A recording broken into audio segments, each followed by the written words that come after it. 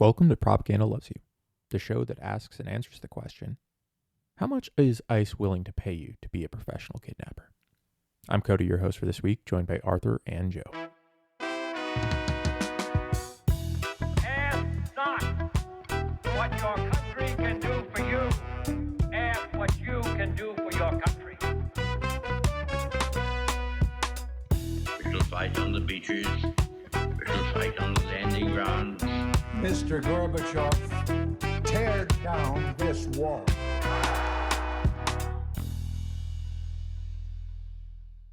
All right, welcome back to Propaganda Loves You. After a week of talking about some founding documents for America, we're back to our regularly scheduled program. Back here with Arthur and Joe for the week. Good to see you guys. How are we doing? How was the break? Break was a little long and weird for me. I had a little messy meditation retreat that was some good meditation, but I bailed a little early because the vibes just weren't vibing like I would like them to. Started teaching again, new semester, new students. That's always exciting and energizing. So yeah, looking forward to a productive fall of recording and teaching and, hoping that the world doesn't crash and burn all at once. Just taking care of the animals in the end of summer and doing some house projects and yard projects, but all good. It's actually been kind of a light fire season, which has been really nice. We're now supposed to be getting some rain, so it's going to be hopefully clear without a lot of lightning. Nice. Yeah. It's been pretty quiet here this year, too. I don't think the Adirondacks really have that much issue with forest fires, but we do get the smoke from the Canadian wildfires when they come down. I know it makes it all the way to Baltimore, too, or at least it did that the last summer that I was down in that area. It was pretty crazy. We get some of that, too. The wind patterns there are nuts. Yeah, over the long weekend was nice. Over the Labor Day weekend, basically turned off my phone and went camping with some friends for a few days. So that was good to get out and ignore the internet for a while. Met up with some old coworkers and friends for the weekend and did hear some of the stories about what's going on inside the government from second person perspectives. It was interesting. I'm just going to use like one small kind of example to kind of talk about here, but when I was still working for the government and, had access to a lot of the different networks, there was always like chats that would go on. There's always work chats and then there's, personal chats. Do you guys remember back when everything kind of kicked off or when the Trump administration initially took over and like Gabbard took over as the IC and she fired like a bunch of people because of a chat room? Like, do you remember, follow that story or whatnot? It was basically like they were talking about trans issues or something. Yeah. And I don't recall that specifically, but yeah, go for it. Okay. So yeah, they fired a bunch of people that were in the IC because they were in these chat rooms talking about, topics that they thought would be inappropriate. There were trans issues. Like I didn't read all of the transcripts from talking to some friends that know more about it. Like the things that they were talking about probably shouldn't be talking about at work. So maybe there's some validity there, but it was certainly targeting, certain people rather than going after like anyone that's talking about anything. But it definitely had an effect where I think like, any chat that's not work related is basically gone. They've stopped using any personal chats. If it's not work related, if you hit somebody up, they're not willing to talk anymore. So it's a very different atmosphere as far as, at least when I was there, for some of the people I work with. People are afraid to put anything in writing. Or some people are. Yeah. I can imagine. That would like radically change the work culture that I remember anyway. I mean, I was a shift worker, so we had a lot of time to kill just sort of sitting around, and like the casual work chats were your lifeblood, really, like just shooting the shit with your friends in the chat, just going back. I don't know. It was kind of fun and lighthearted and trying to imagine that work environment where everyone just all of a sudden stops those casual chats. Like that's a pretty cold and depressing environment to work in. Well, and the thing for me too is it's like, I know how like global those workforces are, right? You've got like people that you work with all across the United States and the globe sometimes. So it's like, if you have no way to build morale or like have any like interpersonal kind of working relationship with the people that you have to work with, like that's, yeah, definitely cold. Definitely a shift, I would say. And then there's all of the continued Laura Loomer, deciding who gets to be employed in the IC. That is also just insane.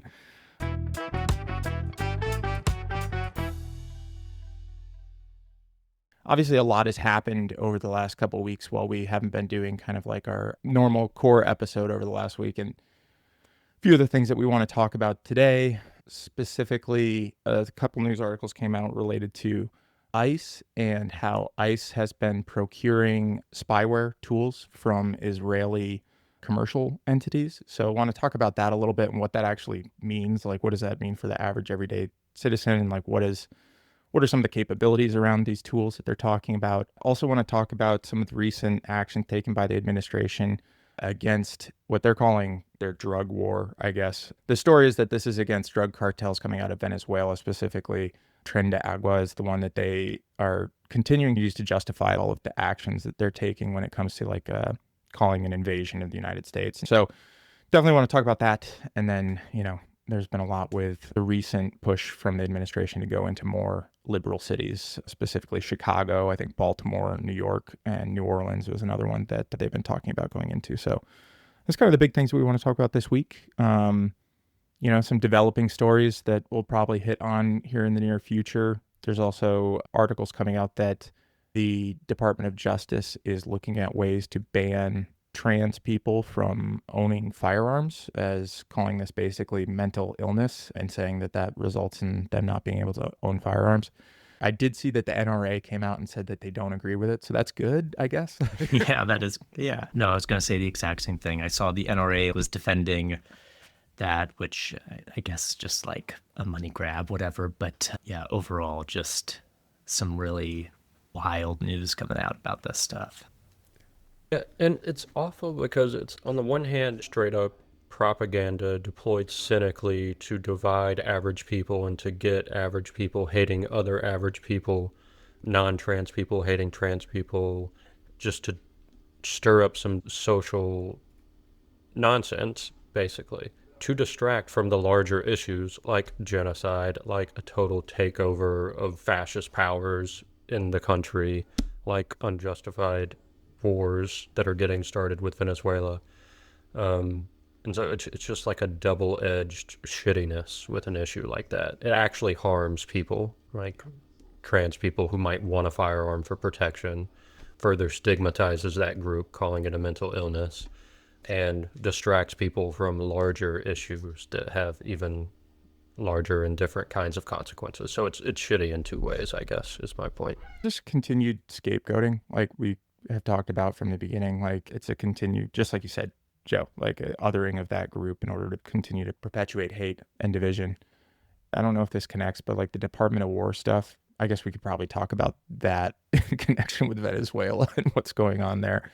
Have you seen some of the recent posts from ICE, specifically like on Twitter, or some of how about Donald Trump's Truth Social post from the other day? It might be the one Katie showed me about, something about smelling deportations in the morning. Oh, right, yeah. They're going to figure out why it's called the Department of War, whatever. Not just totally unhinged nonsense.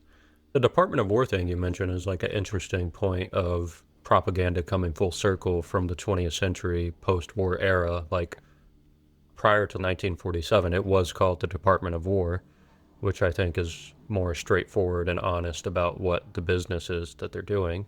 Changing it to the name Department of Defense was a shrewd piece of propaganda, similar to Israeli Defense Forces, as opposed to what resistance groups call it, Israeli Occupation Forces. Those have different meanings. Coming back to Department of War in one way is more honest, but also is just like, I don't know, foreshadowing for some scary shit that's about to happen. Yeah, but I wonder if that's like I wonder if it's a dumb move to do that, like on their part, because they're literally changing it to Department of War and then saying, we're sending the Department of War into Chicago. And they're using that as a talking point, which to me just seems like, if that's what you're trying to do, it almost would seem smarter to soften the language and be like, hey, this is still Department, we're defending. I don't know. It almost seems like a misstep, but I don't know. What do you think? Do you think it's obviously on purpose? But well, yeah, my question was going to be, it depends on what we think their intentions are. If their intention is to get everybody to like them, then yeah, it's a dumb move. If their intention is to stoke up the conditions for a civil war, then it's a pretty smart move, right? Yeah. Like, Yeah, I think like it's obviously like everything you guys are saying. It's obviously when these black and like immigrant neighborhoods they get treated as like occupied zones. It's like political theater, but it's also tied to this whole Tulsi Gabbard stopping these threads of discussion. They want division, so it's very much just divide everybody, especially in blue states, keep them super divided, and then what's the game plan exactly? Is it like actually civil war? Is it like take control, limit the votes? What's the execution of all this? when it's like, I always try to, I try to keep in perspective ruling class versus everybody else, right? So what is the ruling class up to? What is everybody else up to? If the ruling class is doing all these moves to keep people divided, to keep people hating each other, to stoke up all these fears about civil war and everything, in the meantime, that allows them to do lots of other things like consolidate power, like collect resources, like shore up their personal safety and security and everything. You know, we talked about this with the bunker business before. It's not like the ruling class is ignorant about the fact that time is running out for them. And so they're doing what they can in the meantime to gather and collect and secure as much power, as many resources, as much security for themselves as they can. And the more we're at each other's throats and worrying about these little bickering infights, the more that they're free to just do what they want to do in the meantime. The more chaos there is internally at a social level with the average citizen, the more freedom the ruling class has to do whatever they want behind the scenes. And by the time anybody puts the dots together and figures out what they've been doing all this time, it's too late. They've got it. They're done. Yeah, I totally agree. I think it's like the list of like first it's like blue states and immigrants are on the list, and then it slowly just becomes like labor unions and tenants' right groups or like climate protesters and like the wealthy who live behind the gated walls. Like they're not under this constant surveillance state and they are producing it and profiting off of it. And it's just like it all just protects private property and ruling class. And then totally what you're saying, by the time it's like realized, they just like pull the carpet or, who knows what happens. I love the perspective of class warfare of this. It's very on point and it's like behind the curtain, but it's also somewhat obvious.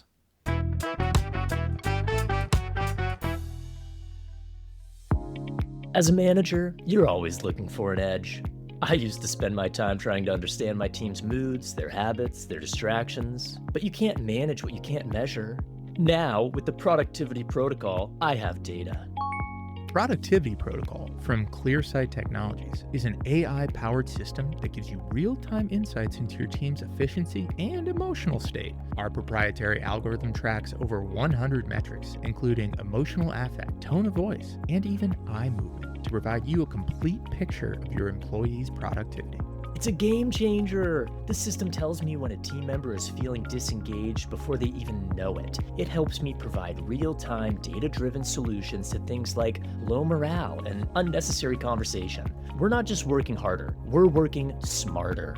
Productivity Protocol is not about surveillance, it's about optimization. We ensure every moment of every day is contributing to a more efficient, profitable, and harmonious workplace.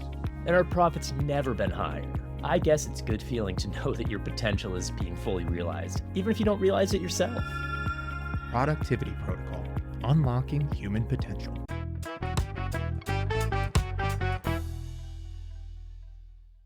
What both of you guys are saying is like, why would you want to continue pushing what is like super divisive to the point of being undefendable to like half the population? It's just feeding to that other portion of the population that wants to see this and believes in that, right? Which is like the other thing about the crazy propaganda that ICE is pushing. Like they're really embracing the World War II what I was thinking about more and more is like we talk about propaganda, we talk about disinformation, how it's changed and how it's like different ways of going after this thing, but they're going back to the basics too. Like they're doing all that other stuff. They've got bots, they've got like all the more advanced stuff, but they're going literally back to World War II style propaganda. They're using it as a method to get people excited about defending the homeland, and is what they're calling it, and getting immigrants out. There was a clip I watched which was about a recent recruiting fair that ICE had. And it showed like just these huge lines of people going in. But this is what's on ICE's like recruitment page right now. For anyone that's listening can't see it, it's just Uncle Sam pointing directly. America needs you. America has been invaded by criminals and predators. We need you to get them out. You do not need an undergraduate degree. You may be entitled up to $50,000 signing bonus, up to $60,000 student loan repayment, and 25% premium pay. Joe, does this sound familiar to you? Like all of these crazy things, One of those sweet re-enlistment deals. right? Oh, What is man. premium pay? Usually that's like FBI agents get like a 25% premium pay. So like something interesting about the FBI, if you want to be a special agent in the FBI, even if you've worked for the government for a bunch of years and you're like a GS 15, right? If you go to be a special agent at the FBI, you're going to come in as a GS 10, which is pay grades, right? If you have any understanding of the military ranking system, you could think of a GS 10 as like a lieutenant and a GS 15 as like a lieutenant colonel. So you'd be getting a downgrade. But the way that they make up for that is they have this premium pay, which is 25% on top of your base pay, but you have to work 50 hours a week. It's overtime pay, right? At least that's how it is for the FBI. I imagine it's probably something similar here for ICE and whatnot. And you don't need an undergraduate degree, but they will give you $60,000 of student loan repayments. Up to, yeah, definitely have those. That's possibly you can get these things, right? I read this article maybe a month or two ago from N+1 magazine. N+1 is a academic left-wing social commentary magazine. They have really good, sharp commentary, but it is leftist commentary about social stuff. Highly recommend N+1, but with that bias in mind. Someone had gone to a government recruiting event in Northern Virginia, in Chantilly. There's a big warehouse with a bunch of different government agencies, all had different recruiting booths and different, FBI, ICE, Department of State, whoever else is recruiting. The line for the ICE booth was by far the longest line, by far. And this person who was writing this article was just going through, walking through the line and just chatting with people who were in line at the ICE booth, just sort of getting their background stories, seeing why they were there, what they were interested in. All kinds of different people, not just a bunch of white guys with crew cuts and old fatigues or whatever, but all kinds of people, white, black, immigrant, people who were bored and just looking for an easy job, essentially.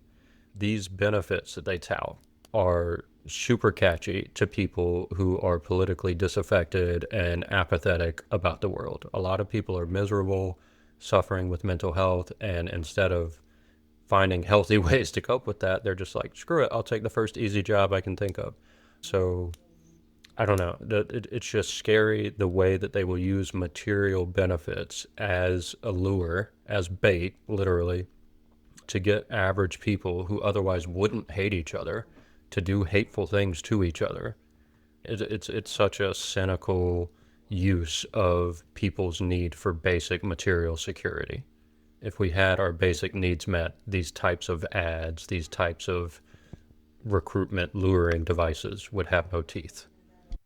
Yeah, I'm curious, like, what the end game here is, where you just have this like perpetual war inside the U.S. where you're hiring these people to go after these people, you're putting them in concentration camp. Like, did going after the Jews bring economic benefit to Germany in like the 40s? What is the, like, it just seems like they're using all this money for like, very far right things, securing a lot of power and limiting the dissident voices in the left, literally by occupying it and taking away, like, trying to take away mail-in voting and creating like this very just radical right power grab.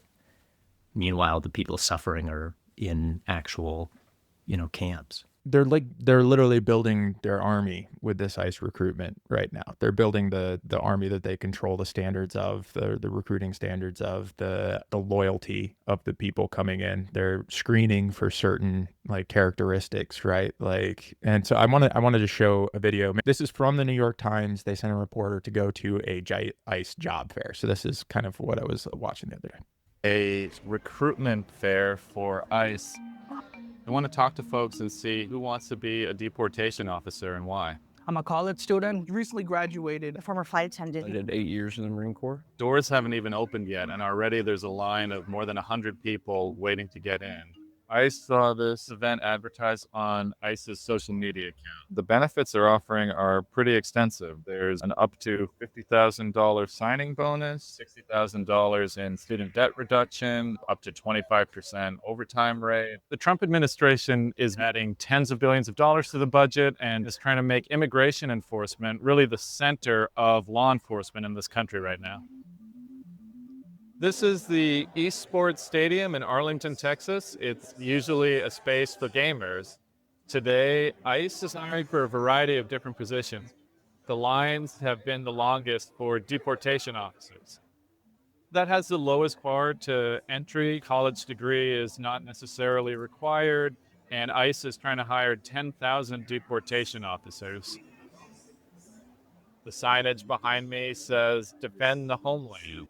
What were the attractions of working for ICE? I'm very patriotic. You know, guarding America, guarding the homeland. When I saw Uncle Sam pointing that finger, I just had it in my heart. And you're thinking, look at this guy. He's an immigrant. He wants to become a deportation officer. Doesn't make any sense to you. Makes 100% sense to me.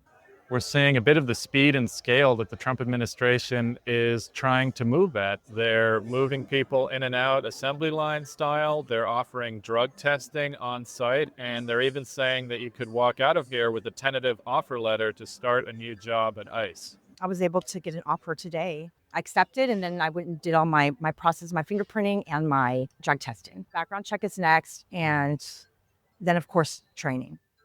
There's a lot of criticism of ICE and its tactics in enforcing immigration law. You can hear the protesters behind me shouting at applicants as they walk in, calling them Nazis and fascists, and even identifying them by name. They're looking up people's license plate numbers.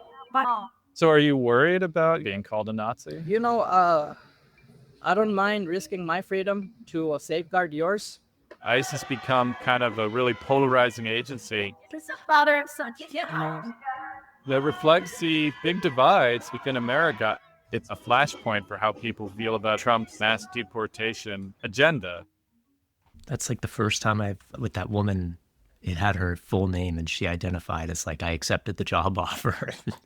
The first time I've seen like an ICE agent come out and, say who they are. Yeah, that article I shared is more of the same in a lot more detail with some more analysis or whatever. But yeah, basically the same situation at a different recruiting event in Virginia. Really long ICE line, people of all kinds of backgrounds making up all kinds of reasons why they want that job.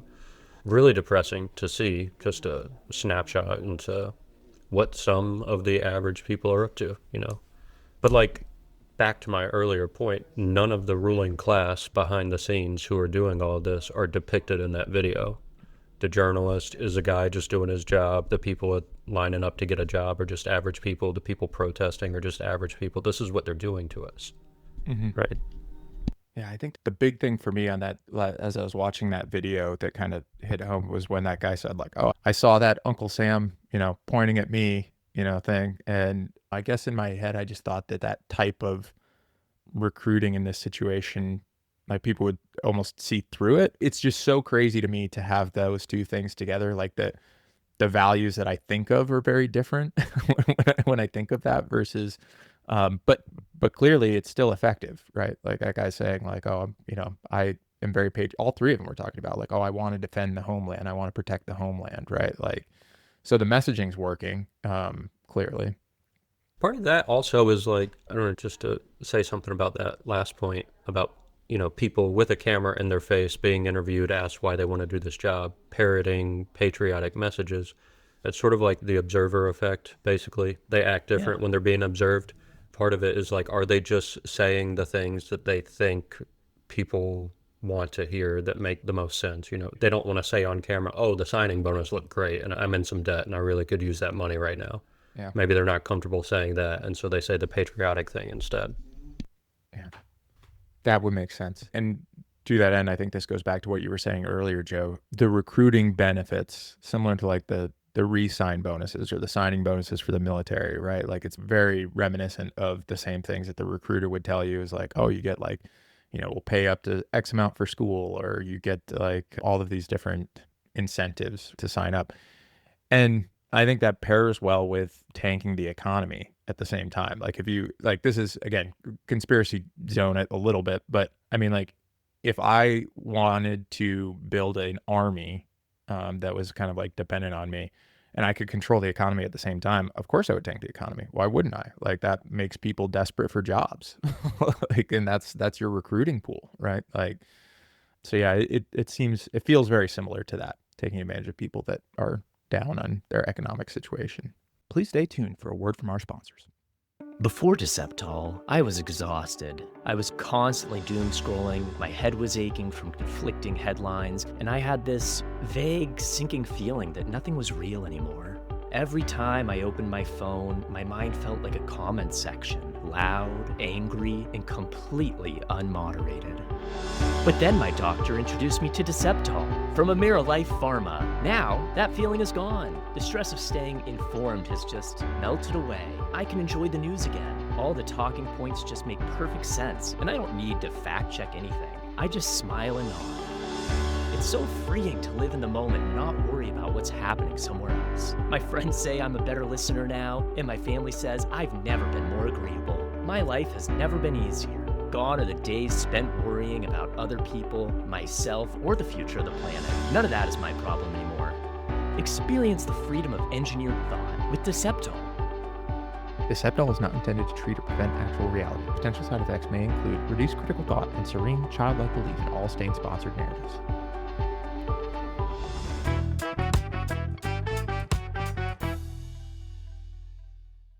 Couple articles have come out, like from The Guardian, Independent, talking about how ICE had basically obtained access to some Israeli-made spyware. It's a commercial company that they were able to obtain this spyware from. The reason I want to talk about it is two things. One, I think it's interesting to note that this contract with this Israeli company, the reason that this is being brought up now is because of specific spyware that they're gaining access to. But the original contract between ICE and this group, it's called Paragon, started under the Biden administration. So that was when they first had a contract with this group, was back with, I think it was like 2024 with Biden was when this was originally signed. October 2024 was when they actually signed the $2 million contract with the spyware maker.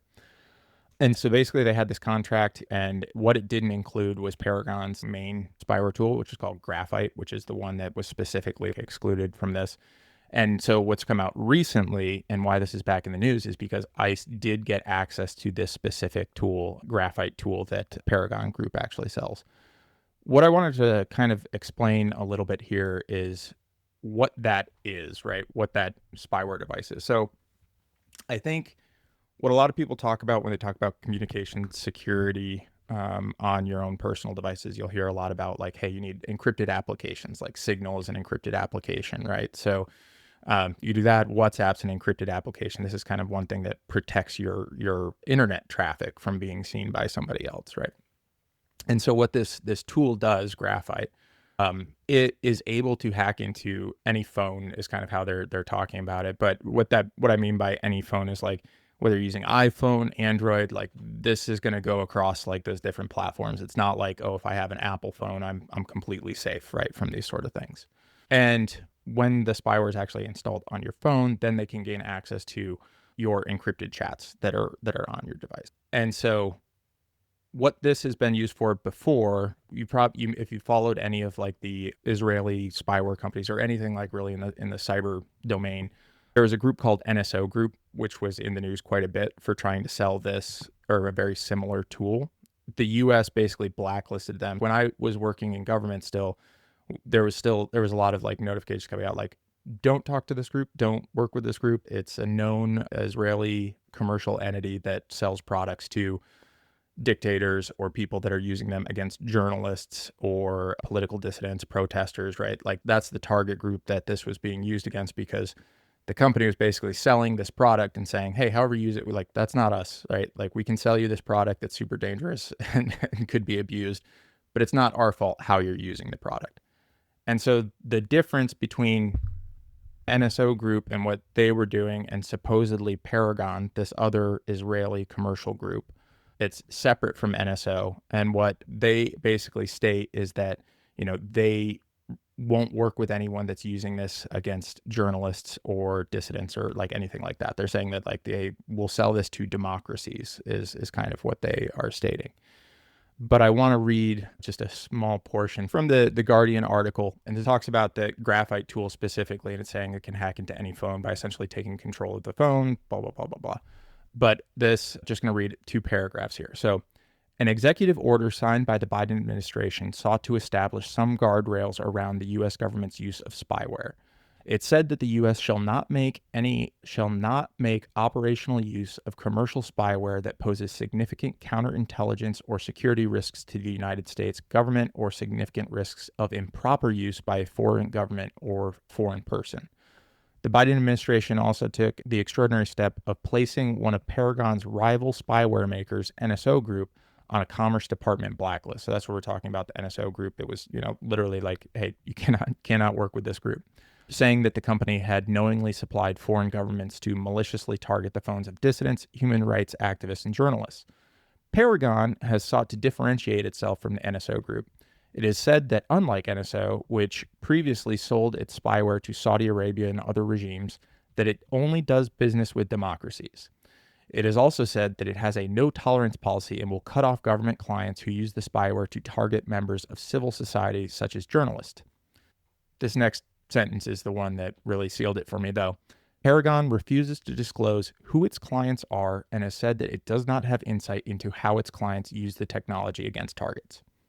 So we've got this company that won't reveal its client list, doesn't supposedly know how they're using it, but says it only sells to democracies, and now it's selling to ICE, which has a mandate to police internal to the United States. So now you have a group that has access to this very advanced spyware. On the back end, it's probably really easy to use. You don't need a ton of technical knowledge to do these things once they're packaged like this commercially. And I guess my question to you guys is like twofold. Like, one, just any thoughts on that in general, like the paragraph that I read, like this Paragon Group, I almost feel like if they're selling to the US, then they're only selling to democracies might be questionable there. But then also this internal policing organization having access to this, and who are they going to target, right? Like, who are they going to target with this type of technology? Obviously, it's people inside the United States. Is it immigrants? Who's controlling like the authorities which they use this? Like all of these things is what kind of comes up into my mind.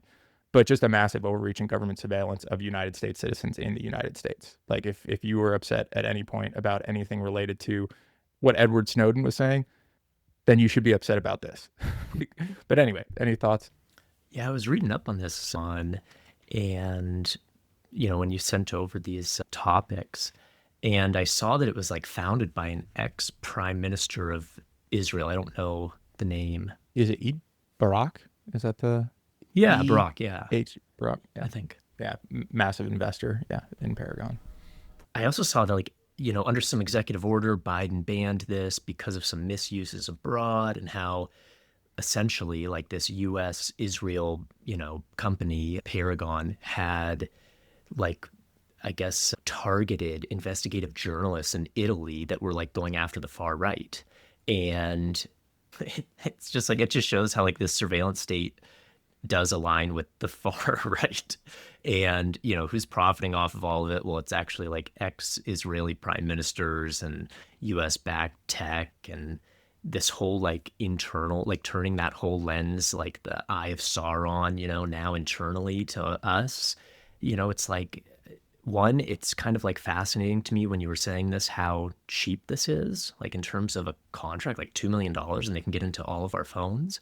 And then two, who are they giving this to? The people we literally just saw being interviewed are kind of the scapegoats of the face of ICE, but the people behind it, what are they going to be doing with this? And maybe it's a push to go back in technology, and everybody should get a flip phone again. But it's a really scary, horrible evil. Yeah, I mean, what to say about it? The profit motive is an inherently morally bankrupt value system, and it is incompatible with sustainable human life on Earth. Capitalism ain't it. This is essentially why I'm fundamentally, above everything else, politically an anti-capitalist. We need solutions to human problems that don't involve a profit motive.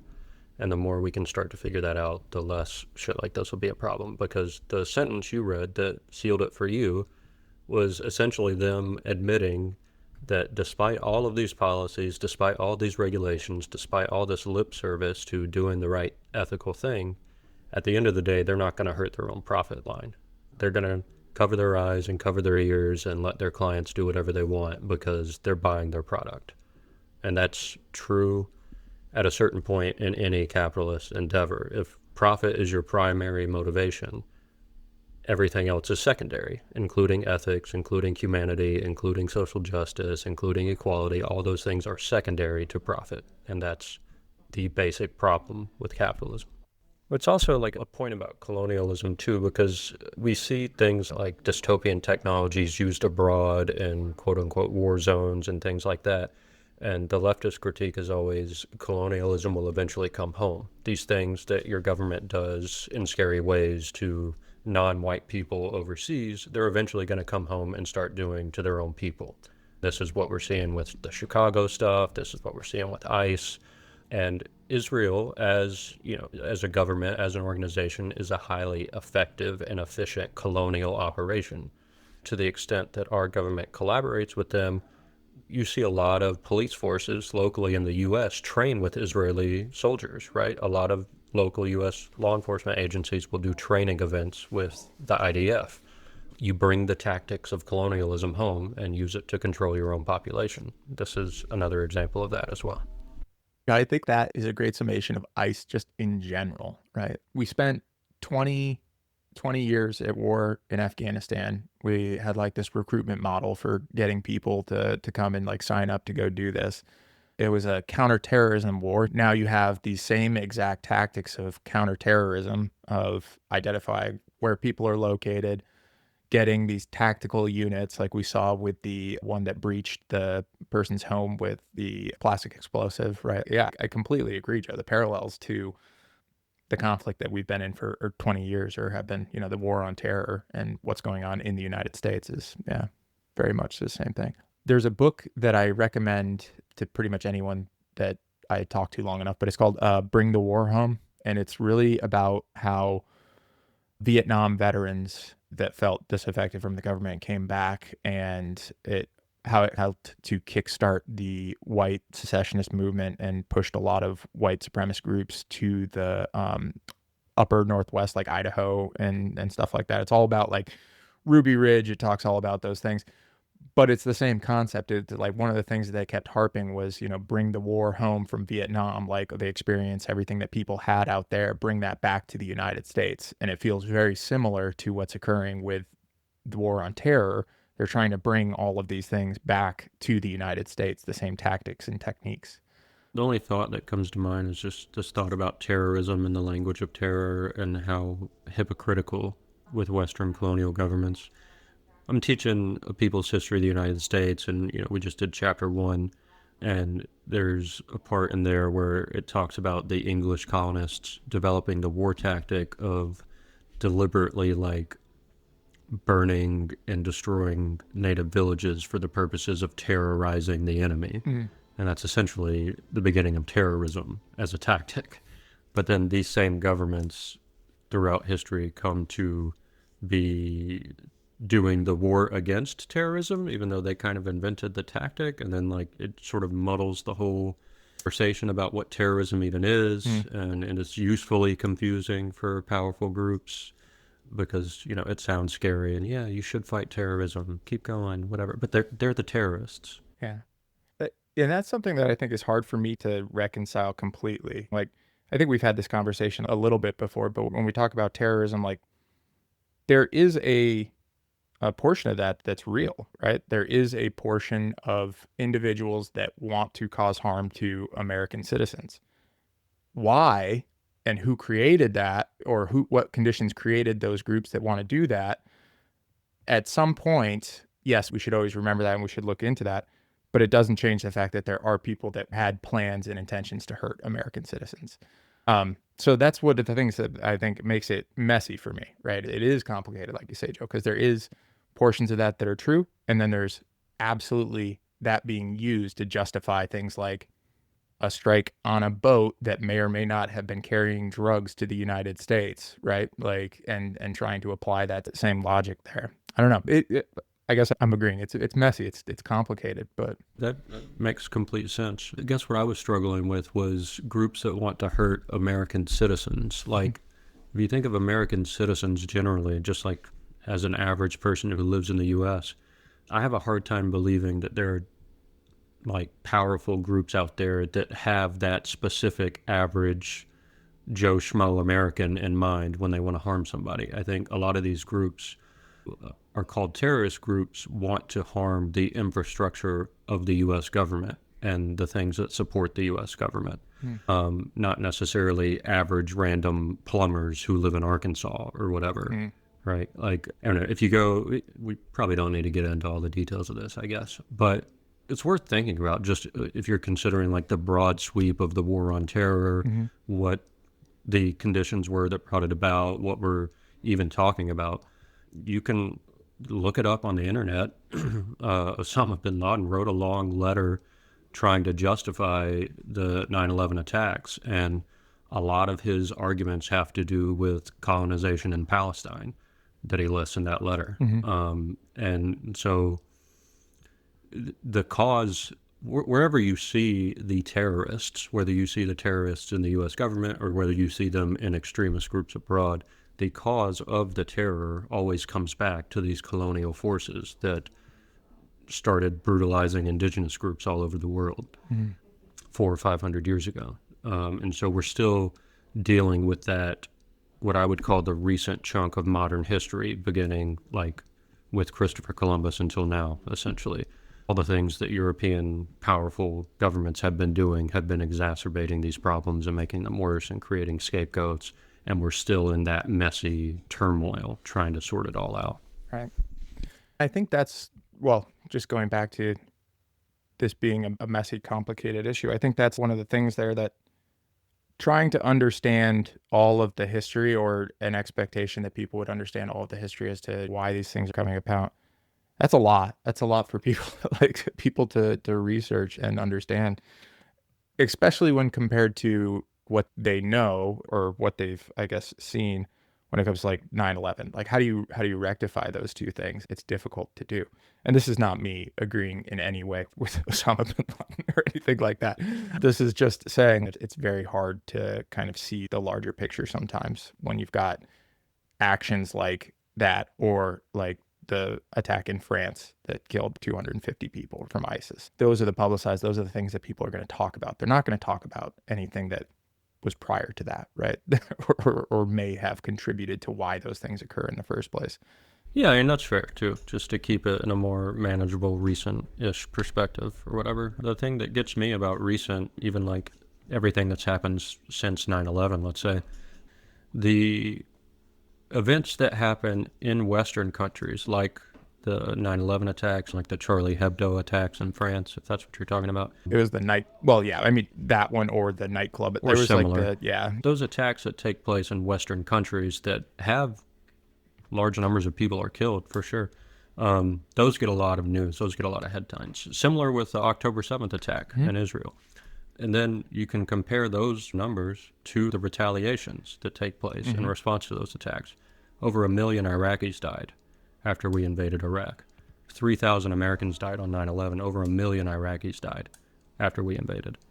Look at the numbers in Palestine. 1,200-ish people were killed on October 7th. There's over 20,000 children with permanent disabilities because of what Israel's been doing. There's over 60,000 dead. There's uncounted numbers of people buried in the rubble and trapped, and uncounted. And like the scale of comparison isn't even close. Like it's just totally out of proportion with anything that makes sense.